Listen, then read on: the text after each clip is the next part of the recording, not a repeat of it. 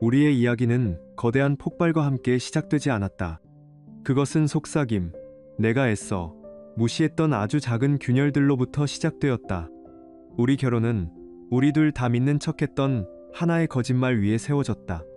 바로 우리가 완벽하게 평등하다는 거짓말. 돌이켜보면 처음부터 모든 것이 완벽한 그림이었다.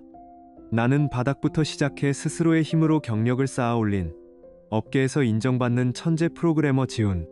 그리고 아내 소연은 명문대 석사 학위를 우등으로 졸업하고 대기업의 최연소 팀장이 된 야망 넘치는 여자였다.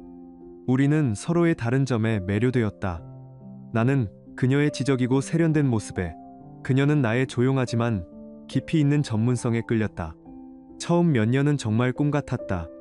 주말마다 맛집을 찾아다니고 손을 잡고 영화를 보고 서로의 하루를 공유하며 웃음이 끊이지 않는 그야말로 완벽한 결혼 생활이었다.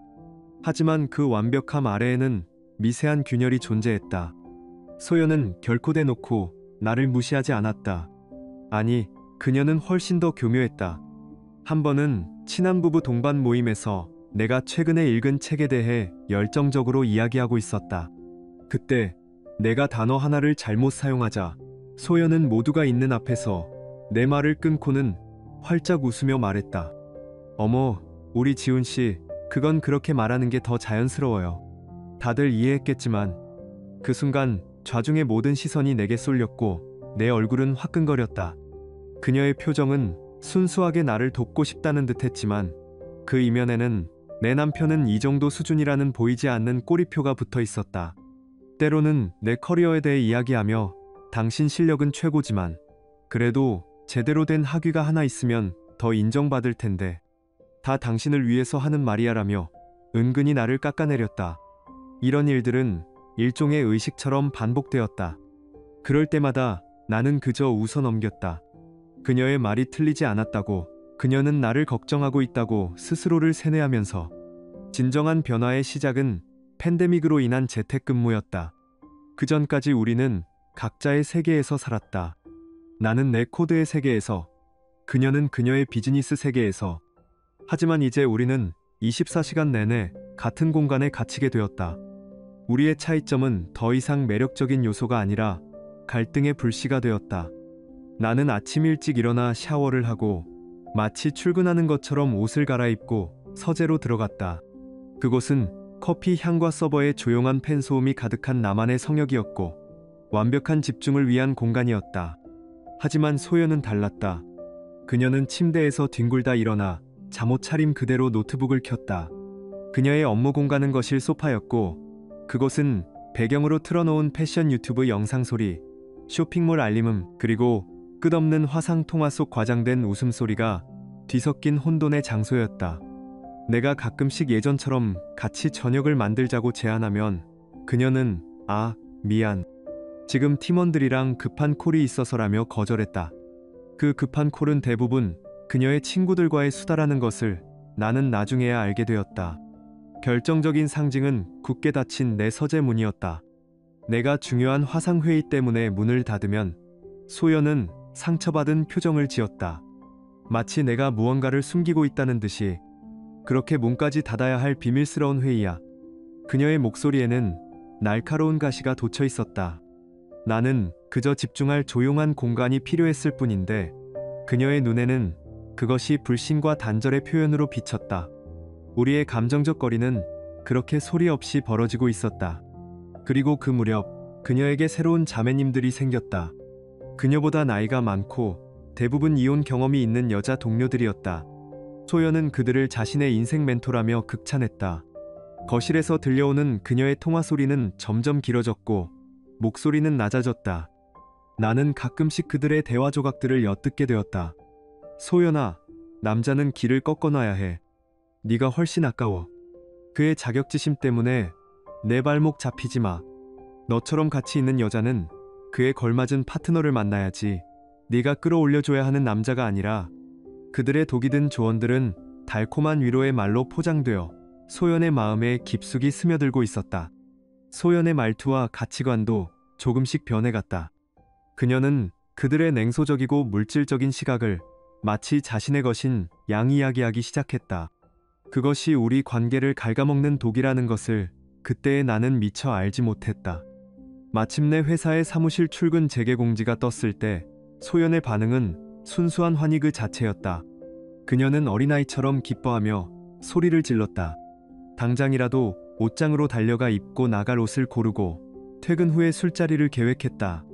그녀의 눈은 오랫동안 꺼져 있던 생기로 반짝였다. 나는 그런 그녀를 그저 멍하니 바라보았다. 심장 한구석이 차갑게 식는 기분이었다. 무언가 소중한 것을 잃어버리고 있다는 막연한 불안감. 그녀가 자신의 세계로 돌아가는 것이 아니라 나의 세계로부터 탈출하고 있다는 것을 그때의 나는 정말이지 까맣게 몰랐다.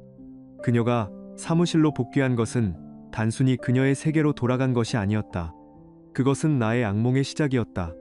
사무실 출근이 재개되자마자 소연은 눈에 띄게 달라졌다. 거의 이틀에 한 번꼴로 팀의 식이 있다며 늦은 밤에 귀가했다. 한 번은 자정이 넘어 들어온 그녀를 내가 안으려고 하자 그녀는 질색하며 몸을 피했다. 아, 비켜봐. 비싼 옷 구겨지잖아. 그녀의 말은 칼날처럼 차가웠다. 그녀에게서는 내가 사준 적 없는 낯선 명품 향수 냄새와 와인 향이 섞여났다. 그녀는 휴대전화를 몸의 일부처럼 지니고 다녔고 내가 곁에 있으면 반사적으로 화면을 돌렸다. 소파에 누워 혼자 휴대전화를 보며 웃음을 터뜨릴 때 그 입가에 맺힌 미소는 내가 몇 년간 보지 못했던 비밀스러운 기쁨에 찬 표정이었다. 그 웃음은 더 이상 우리의 공유물이 아니었다. 그것은 나를 완벽하게 소외시키는 그들만의 세계였다. 나는 유령이 되어버렸다. 같은 공간에 있지만 보이지 않는, 같은 침대를 쓰지만 느껴지지 않는 그런 존재. 나는 내가 뭘 잘못한 건지 아니면 내가 너무 예민해진 건지 수없이 자문했다. 마음속에서 의심의 독초가 무섭게 자라나고 있었다. 그리고 운명의 날이 왔다. 모든 것이 무너져 내린 그 토요일 오후.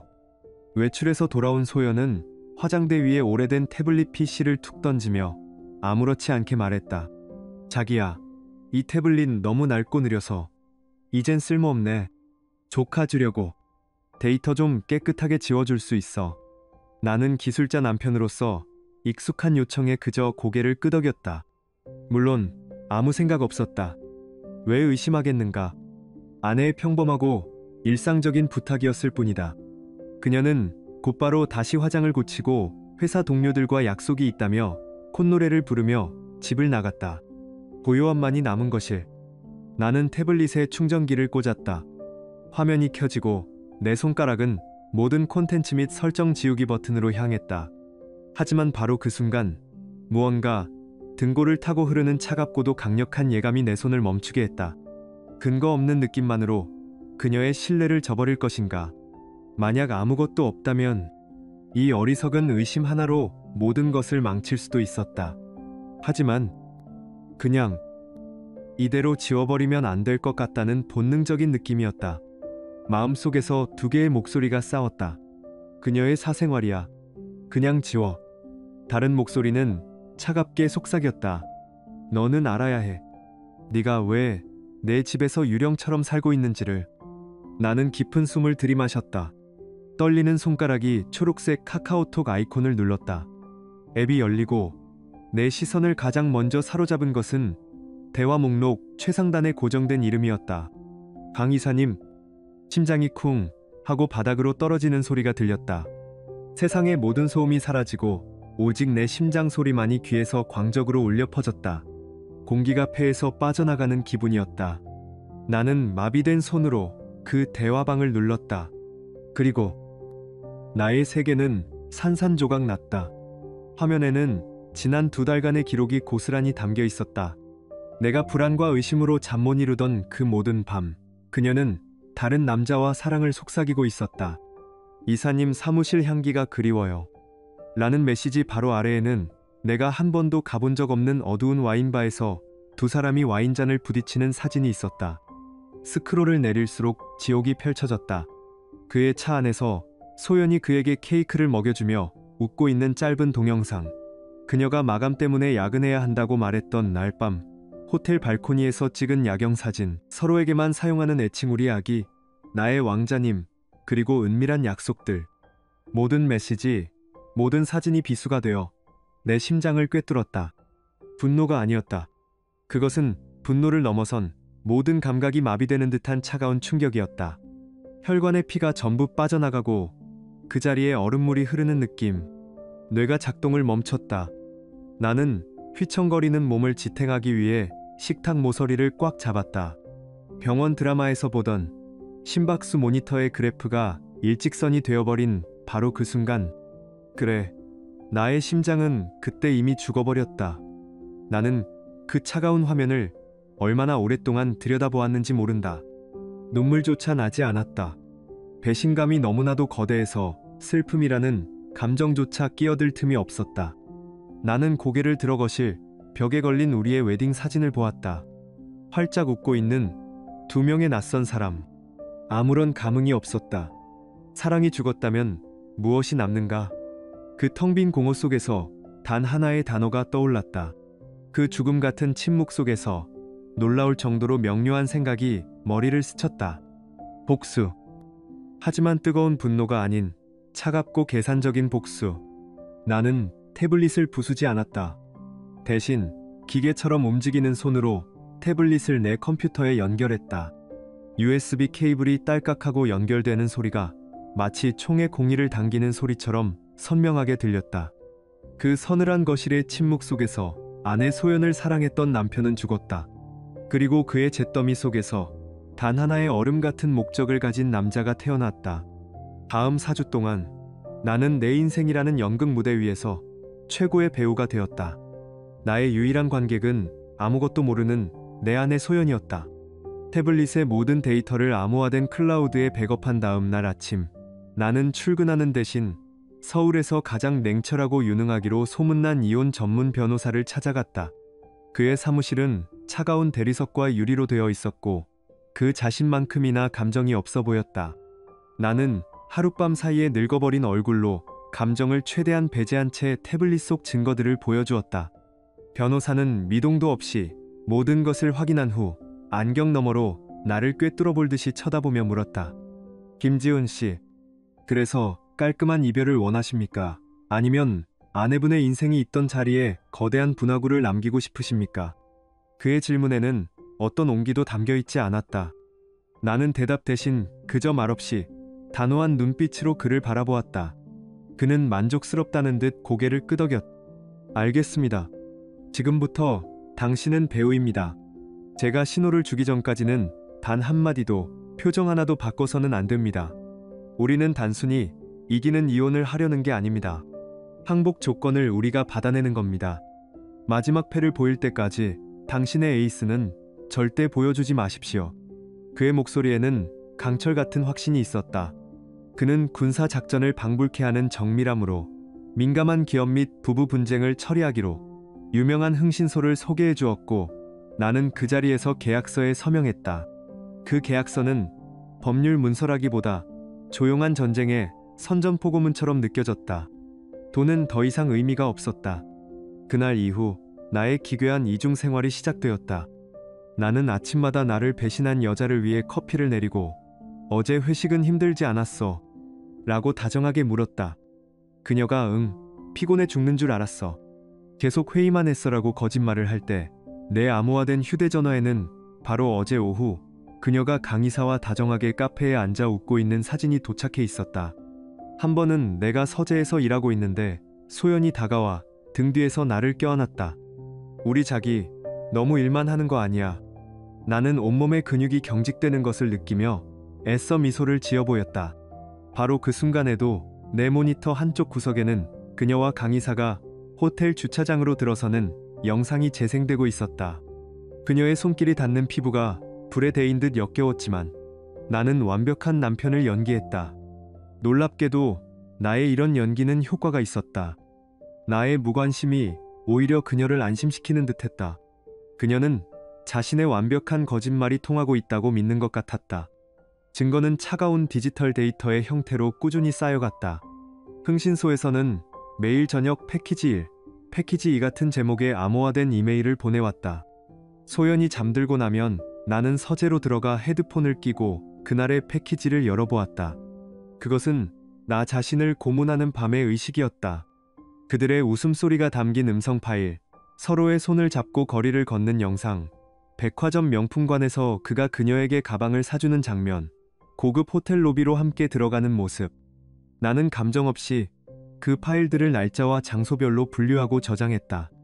마치 내 이야기가 아닌 타인의 비극을 다루는 다큐멘터리 PD처럼. 그리고 3주째 되던 날, 흥신소로부터 평소와 다른 메시지가 도착했다. 곧 결정적인 것이 도착할 겁니다. 대기하십시오. 그리고 몇 시간 후 새로운 이메일이 도착했다. 패키지 7. 가로수길 와인바 VIP룸 영상 확보. 이것으로 게임은 끝났습니다. VIP룸이라니. 그 안에서 대체 무슨 일이 있었던 걸까? 흥신소는 더 이상의 설명을 덧붙이지 않았지만 그 짧은 문장에서 느껴지는 묵직한 자신감이 내 심장을 뛰게 했다. 그것은 희망이나 설렘이 아니었다. 드디어 끝이 보인다는 차가운 안도감이었다. 마침내 한 달이 지났다. 내 연기력은 정점에 달했고 내 감정은 완전히 마모되었다. 그때 변호사에게서 전화가 걸려왔다. 그의 목소리는 평소처럼 차분했지만 그 안에 숨겨진 승리의 예감이 느껴졌다. 김지훈 씨, 이제 충분하고도 넘칩니다. 이건 그냥 이기는 패가 아니라 로열 스트레이트 플러시입니다. 완벽한 노가웃이죠. 무대는 모두 준비되었습니다. 이제 당신이 결정할 시간입니다. 언제, 그리고 어떻게 커튼을 내릴지. 그 말을 듣는 순간 지난 한 달간 내 혈관 속을 흐르던 얼음이 녹기 시작했다. 하지만 그것은 따뜻한 온기가 아니었다. 모든 것을 불태워버릴 준비가 된 뜨거운 용암이었다. 연극은 끝났다. 이제 심판의 시간이었다. 내가 내뱉은 단 한마디는 그녀에게서 후회라는 감정을 끌어내지 못했다. 대신 나는 내 아내의 내면에 그런 것이 존재하리라고는 상상조차 해본 적 없었던 끔찍한 악마를 소환하고 말았다. 그날 밤 나는 서재로 가지 않았다. 변호사와의 통화가 끝난 후 내 혈관 속을 흐르던 용암은 출구를 찾고 있었다. 무대는 준비되었고 배우는 모든 대사를 외웠다. 나는 거실의 모든 불을 끈 채 소파에 앉아 마지막 막이 오르기를 기다렸다. 시계의 초침 소리가 어둠 속에서 유난히 크게 들렸다. 이상하게도 나는 긴장되지 않았다. 오히려 폭풍 전야의 고요함 속에서 포식자처럼 등골이 서늘할 정도로 침착했다. 내 모든 감각이 오직 현관문 쪽으로만 향해 있었다. 자정이 거의 다 되어서 현관문 도어록 해제되는 소리가 들렸다. 곧이어 소연이 콧노래를 흥얼거리며 들어왔다. 어둠에 익숙하지 않은 그녀는 더듬거리며 조명 스위치를 찾았다.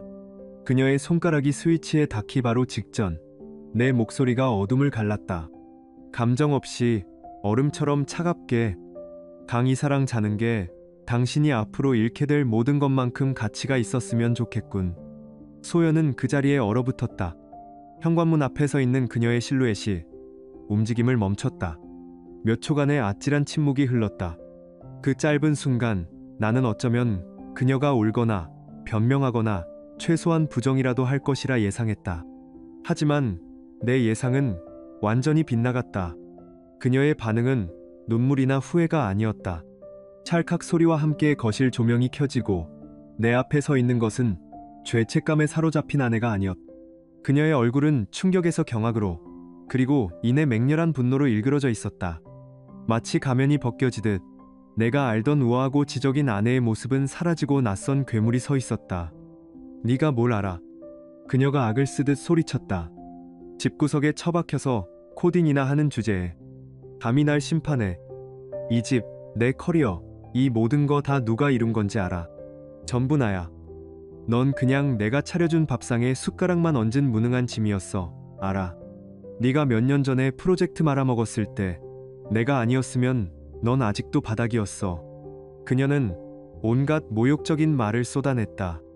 과거의 내 실패들을 들추어내고 그것들을 모두 자신의 공으로 포장했다. 내가 그녀의 수준에 맞지 않는 남자라는 것, 내 학벌이 항상 창피했다는 것, 내가 버는 돈은 자기의 인맥과 지위 덕분이라는 것까지. 나는 그녀가 모든 독을 뿜어낼 때까지 그저 조용히 듣고만 있었다. 신기하게도 아무런 감정도 느껴지지 않았다. 고통도 분노도 없었다. 그저 아, 이게 진짜 당신이었구나 하는 차가운 깨달음만이 머릿속을 맴돌았다. 그녀의 광기가 절정에 달했을 때 나는 마치 외과 의사가 메스를 다루듯 정확하고 차갑게 한마디를 던졌다. 변호사, 선임했어. 그 순간 그녀의 분노는 순식간에 다른 감정으로 바뀌었다. 그것은 바로 경멸이었다. 그녀는 갑자기 웃음을 터뜨리기 시작했다. 하, 하하, 하하하하. 그것은 기쁨의 웃음이 아니었다. 거실 전체를 울리는 소름 끼치도록 차갑고 모든 것을 비웃는 듯한 조롱의 소리였다. 그 웃음소리는 그 어떤 증거보다도 더 내 심장을 갈기갈기 찢어놓았다. 웃음을 멈춘 그녀는 경멸 가득한 눈으로 나를 내려다보며 천천히 내게 다가왔다. 이혼. 네가 감히. 잘 들어, 김지훈. 멍청한 협박은 집어치워. 만약 진짜 이혼이라도 하면 당신 재산 절반은 고스란히 내 차지가 될 거야. 그게 법이야, 이 무식한 양반아. 그렇게는 못하겠지. 그녀는 내 뺨을 가볍게 툭툭 치며 속삭였다. 그러니까 바보같이 굴지 말고 얌전히 내 옆에 붙어 있어. 걔처럼. 그럼 내가 가끔, 아주 가끔은 행복하게 해줄지도 모르지. 이 모든 걸 망치지 마. 멍청하긴. 그녀는 완벽한 승리를 거두었다고 확신했다. 그녀는 나라는 존재를 완전히 발밑에 두고 있다고 믿었다. 그녀는 자신의 말이 나에게 얼마나 깊은 상처를 주는 단검이 되는지 전혀 개의치 않았다. 말을 마친 그녀는 마치 아무 일도 없었다는 듯 침실을 향해 몸을 돌렸다. 환하게 불이 켜진 거실에 홀로 남겨진 내 귓가에는 그녀의 섬뜩한 웃음소리가 계속 맴돌았다. 그녀는 케이크를 원했고 그 케이크를 온전히 먹고 싶어 했다. 좋아. 내가 그녀에게 평생 절대로 잊지 못할 케이크를 선물해주지. 배달원은 자신이 들고 있는 케이크 상자 안에 크림과 설탕이 아닌 정교하게 포장된 파멸이 들어있다는 사실을 몰랐다. 그날 밤 나는 우리의 침대에서 자지 않았다. 서재 소파에서 뜬 눈으로 밤을 새웠다. 동이 트자마자 내가 가장 먼저 한 일은 회사에 일주일 휴가를 신청하는 것이었다. 가족의 긴급한 문제라는 간단한 거짓말과 함께 나의 전쟁은 시작되었다. 나는 곧장 변호사 사무실로 향했다. 내 계획을 들은 변호사는 잠시 말을 잃었다. 그는 안경을 고쳤으며 나를 말렸다. 김지훈 씨, 이건 너무 연극적입니다. 판사들은 이런 식의 유치한 복수를 좋아하지 않습니다. 재산 분할에서 불리하게 작용할 수 있습니다. 나는 그의 눈을 똑바로 쳐다보며 대답했다. 상관없습니다. 그녀는 내게 사적인 공간에서 공개적인 굴욕을 주었습니다. 저는 그녀에게 공개적인 공간에서 그에 걸맞은 대가를 치르게 해주고 싶을 뿐입니다. 이건 더 이상 돈 문제가 아닙니다. 심판의 문제입니다. 내 목소리에 담긴 흔들림 없는 결의를 읽은 변호사는 길게 한숨을 내쉬더니 이내 고개를 끄덕였다. 알겠습니다. 이 특별한 임무를 수행할 적임자를 수소문해보죠. 나는 그날 오후 시내에서 가장 유명한 주문 제작 케이크 전문점을 찾아갔다. 평범한 케이크가 아니었다. 겉보기에는 순백의 크림으로 덮인 우아한 케이크. 하지만 그 위에는 흥신소가 찍은 가장 선명한 사진이 식용 잉크로 인쇄될 것이었다. 바로 강의사의 차 안에서 두 사람이 서로를 끌어안고 있는 바로 그 사진. 그리고 그 아래에는 핏빛처럼 선명한 붉은색 아이싱으로 그녀가 내게 내뱉었던 바로 그 말을 새겨달라고 주문했다. 네가 감히 날 버려. 다음 날 변호사가 추천한 젊고 자신감 넘치는 법원 서류 송달인이 내 앞에 나타났다. 그는 평범한 퀵서비스 배달원처럼 보였고 나는 그에게 케이크 상자와 이혼 소장이 담긴 두꺼운 서류 봉투를 건넸다. 정확히 오전 10시 30분 그녀의 사무실로 가주세요. 그녀가 동료들과 함께 있을 때 나는 근처 카페 창가에 앉아 시계만 쳐다보았다. 10시 29분, 10시 30분, 10시 31분. 시간이 영원처럼 느껴졌다. 바로 그때 전화가 울렸다. 송달인이었다. 그의 목소리는 흥분에 차 있었다. 그의 설명에 따르면 그는 완벽한 타이밍에 소연의 사무실에 도착했다. 통유리로 된 개방형 사무실의 한가운데서 소연은 여왕처럼 동료들에게 둘러싸여 큰 소리로 웃으며 이야기하고 있었다고 한다. 그는 유행하는 배달원 복장으로 자연스럽게 그녀에게 다가가 이름을 불렀다. 김소연 씨, 배달입니다. 의아한 표정의 소연이 고개를 끄덕이자 그는 그녀와 동료들이 모두 볼 수 있는 책상 위에 케이크 상자를 올려놓았다. 와, 누가 보낸 거야? 한 동료가 부러운 듯 말했고 소연은 우쭐한 표정을 지었다. 송다리는 그 순간을 놓치지 않고 모두의 시선이 집중된 가운데 상자 뚜껑을 활짝 열었다. 그의 말에 따르면 사무실의 모든 소음이 순간적으로 멎었다고 했다.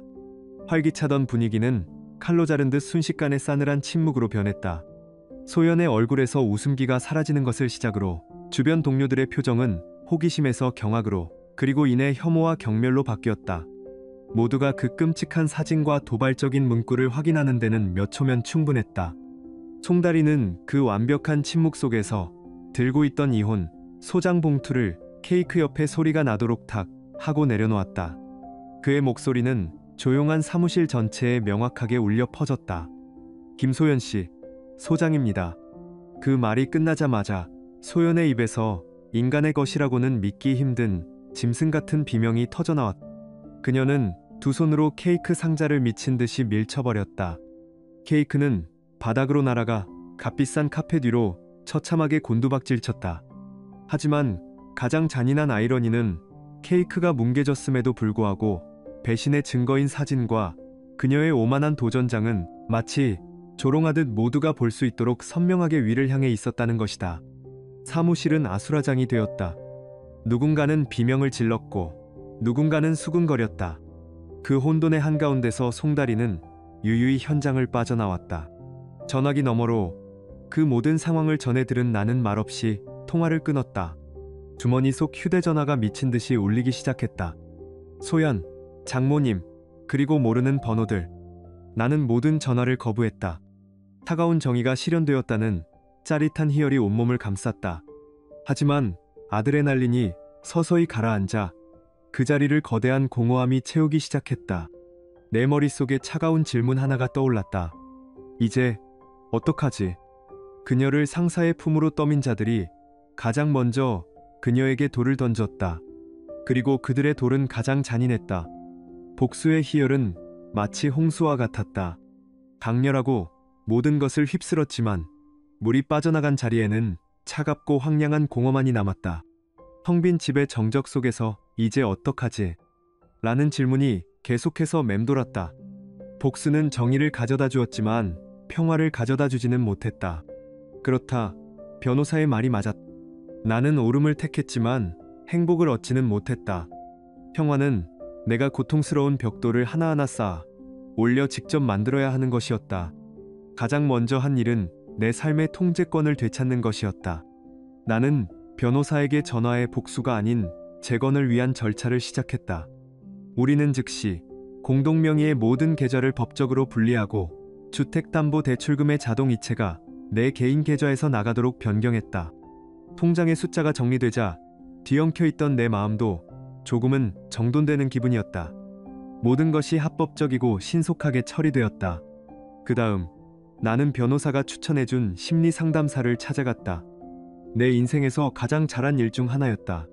첫 상담일에 나는 거의 1시간 동안 아무 말도 하지 못했다. 제 아내가 바람을 폈습니다라는 그 간단한 문장을 입 밖으로 내뱉는 것이 마치 칼을 삼키는 것처럼 고통스러웠다. 상담사는 그저 묵묵히 내 침묵을 기다려 주었다. 판단도 조언도 없이 제3자의 입장에서 온전히 모든 것을 털어놓는 것만으로도 막혔던 숨통이 조금 트이는 기분이었다. 짜릿한 희열과 깊은 불안 사이를 오가던 감정의 롤러코스터가 서서히 멈추기 시작했다. 내가 이렇게 무너진 내면을 다시 쌓아 올리는 동안 소연의 세계는 말 그대로 잿더미가 되어 무너져 내리고 있었다. 케이크 사건. 다음날 강의사는 소연을 유령 취급하기 시작했다. 그는 복도에서 마주쳐도 눈길 한 번 주지 않았고 모든 업무 지시는 다른 팀원을 통해 전달했다. 한 번은 소연이 용기를 내어 엘리베이터에서 그에게 말을 걸려 했지만 그는 그녀를 마치 투명인간처럼 통과해 다른 임원들과 대화를 나누었다고 한다. 그의 배신은 칼처럼 빠르고 절대적이었다. 그는 자신의 안위를 위해 소연이라는 꼬리를 조금의 망설임도 없이 잘라낸 것이다. 하지만 그녀를 가장 깊은 나락으로 밀어넣은 것은 강의사가 아니었다. 바로 그녀가 그토록 믿고 따랐던 자매님들이었다. 그녀의 불행을 부추기고 등을 떠밀었던 바로 그 여자들이 이제는 그녀를 향한 비난의 선봉에 섰다. 그들은 휴게실과 복도에서 가장 큰 목소리로 소연의 부도덕함을 떠들며 자신들의 결백을 증명하려 애썼다. 어쩐지 낌새가 이상했어. 그런 여자인 줄 알았으면 상종도 안 했지. 그들은 스스로를 회사의 도덕을 지키는 수호자인 양 행세했다. 가장 믿었던 이들에게 받은 배신은 소연의 마지막 남은 이성마저 파괴했다. 그리고 공개적인 모욕 뒤에는 더 추악한 진실이 숨어 있었다. 그 자매님들, 이 익명의 번호로 그녀에게 문자를 보내기 시작한 것이다. 언니, 우리 커피 한잔 해야죠. 이사님 개인적인 취향 같은 거. 인사팀도 궁금해할 텐데. 1억이면 우리 입이 아주 무거워져요. 그것은 협박이었다. 미소 이모티콘이 붙은 그 메시지는 그 어떤 욕설보다도 더 잔인했다. 그녀가 가장 믿었던 이들이 이제는 그녀의 가장 내밀한 비밀을 무기로 삼아 돈을 요구하고 있었다. 소연은 완전히 궁지에 몰렸다. 사방이 적으로 둘러싸인 채 그녀가 기댈 곳은 단 한 군데도 남아있지 않았다. 결국 그녀는 내게 연락해왔다. 내가 그녀의 모든 번호를 차단했기 때문에 그녀는 새로운 이메일 계정을 만들어 짧은 메일을 보내왔다. 이전의 그 오만함은 온데간데 없는 절박하고 망가진 문장이었다. 지훈씨, 나 정말 갈 곳이 없어. 제발 우리 집에서 딱 한 번만 만나게 해줘. 나는 그 메일을 읽고 아무것도 느끼지 못했다. 동정심도 증오도 아니었다. 그저 모든 것이 끝나가고 있다는 차가운 마지막 예감뿐이었다. 나는 단 한 문장으로 답장을 보냈다. 만나주지. 단 우리 둘만 있지는 않을 거야. 놀랍게도 그녀는 즉시 그 조건에 동의했다. 우리 비극의 마지막 막을 내릴 무대가 그렇게 준비되었다. 때로는 가장 잔인한 대답이 가장 친절한 대답이 되기도 한다. 약속한 토요일, 나는 우리의 오랜 공동 친구 2명에게 증인이 되어달라고 부탁했다. 이것은 그녀를 궁지에 몰아넣기 위함이 아니었다. 우리의 마지막을 객관적으로 기록하기 위함이었다. 우리가 함께 식사를 나누던 식탁 위에는 세대의 스마트폰이 나란히 놓여 녹음을 준비하고 있었다. 초인종이 울리고 내가 문을 열었을 때 문 앞에 서 있는 사람은 내가 알던 오만한 김소연이 아니었다. 그녀는 일주일 만에 10년은 늙어버린 듯 뼛속까지 피곤하고 망가진 모습이었다. 그녀는 나를 보자 습관처럼 안기려 했지만 내가 조용히 손을 들어막았다. 어색한 침묵 속에서 그녀의 손이 힘없이 떨어져 내렸다. 우리는 식탁에 마주 앉았고 동시에 세대의 스마트폰에서 녹음 시작을 알리는 작은 신호음이 울렸다. 침묵을 깬 것은 그녀였다. 목이 잠긴 후회로 가득 찬 목소리였다. 그녀는 지난 몇 달간의 일이 마치 자신의 삶이 아닌 한 편의 영화를 보는 것 같았다고 말했다. 동료들의 부추김, 허황된 설렘, 그리고 자신의 어리석음. 그녀는 모든 것을 털어놓았다. 그리고 마침내 협박당하고 있다는 사실까지. 그녀의 이야기가 끝났을 때 그녀는 붉게 충혈된 눈으로 나를 보며 간청했다. 지훈씨, 제발 돈 좀 빌려줄 수 있을까? 1억 2천만 원. 딱 한 번만. 제발. 나는 오랫동안 그녀를 바라보았다. 한때 내가 세상에서 가장 사랑했던 여자의 무너진 얼굴.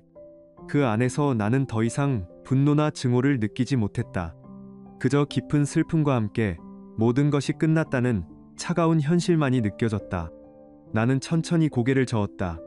아니, 소연씨. 그건 안 돼. 내 목소리는 이상할 정도로 차분했다. 나는 외부인의 시선으로 문제를 분석하듯 말했다.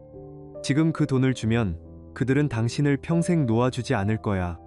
최선의 방법은 당신이 직접 인사팀에 가는 거야. 강의사, 그리고 당신을 협박한 동료들, 그리고 당신 자신까지 모두 신고해. 평생 두려움 속에 사는 것보다 한 번 모든 것을 끊어내는 고통이 나아. 그녀는 내 말에 망연자실한 표정이었다. 그녀의 얼굴 위로 절망이 스쳐 지나갔다. 그리고 그녀는 내가 기다리고 있던 마지막 질문을 던졌다. 그녀의 목소리에는 아직 한 줄기 희미한 희망이 섞여 있었다. 그럼 우리는 어떻게 되는 거야? 나는 그 마지막 희망의 불씨를 무자비하게 꺼버렸다. 더 이상 우리는 없어. 우리 이야기는 여기서 끝났어. 지금 당신이 해야 할 일은 좋은 변호사를 찾는 것뿐이야. 그리고 나는 덧붙였다. 이것은 그녀뿐만 아니라 나 자신을 위한 말이기도 했다. 나도 치료가 필요해. 당신에게 그런 끔찍한 케이크를 보낸 건 결코 정상적인 행동이 아니었어. 나도 내 안의 상처와 분노를 정면으로 마주해야 해. 내 대답은 그녀의 마지막 남은 모든 힘을 빼앗아간 듯 했다. 그녀는 더 이상 아무 말도 하지 않았다. 잠시 후 그녀는 조용히 자리에서 일어나 그림자처럼 집을 떠났다. 현관문이 다시 닫히고 나는 집의 고요함 한가운데 홀로 남겨졌다. 나는 그녀가 내 조언을 따를지 어떨지 알 수 없었다. 나는 승리감도 희열도 느끼지 못했다. 그저 거대한 공허함만이 나를 감쌌다. 하지만 시간이 흐르면서 그 텅 빈 공간은 아주 서서히 이상한 평온함으로 채워지기 시작했다. 앞으로 가야 할 치유의 길은 멀고 험할 것이다. 하지만 나는 알 수 있었다. 이것이 나의 새로운 시작이라는 것을. 왜 가장 사랑하는 사람이 가장 깊은 상처를 주는 걸까? 아마 이 질문에 대한 완벽한 답은 영원히 찾을 수 없을 것이다. 다만 나는 이제 그 상처의 제위에서 다시 나 자신을 위한 삶을 지어나가야 했다.